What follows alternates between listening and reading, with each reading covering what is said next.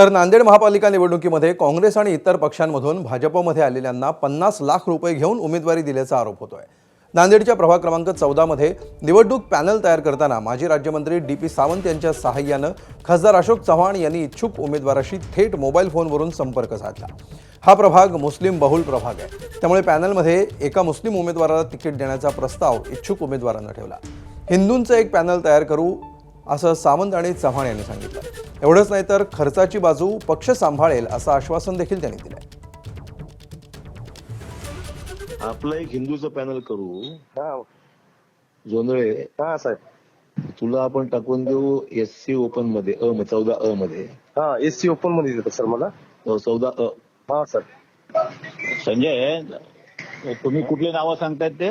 मी म्हणतो एक माझं एक नाव, हो, तुमचं अ मध्ये, आणि एक किरण पारदे, किरण पारदे ड मध्ये, हा, आणि एक ब क मध्ये, एक प्रेम जुन्नीला घेऊ सर, आणि एक मुस्लिमचा कॅन्डिडेट उभं करतो आपण एखादा। ठीक आहे। मुस्लिम नसेल, मुस्लिम नको आपल्याला, कारण काय मुस्लिमचे मत खाऊ शकत नाही, तुम्हाला मदत करू शकत नाही ते। हा मग तेच तर आलं ना, त्यासाठी सगळे व्हीएल पॅनल मध्ये साहेब। नाही, म्हणूनच हिंदू करू आपण सगळं करू पक्षाकरता। एबीपी माझा, उघडा डोळे बघा नीट।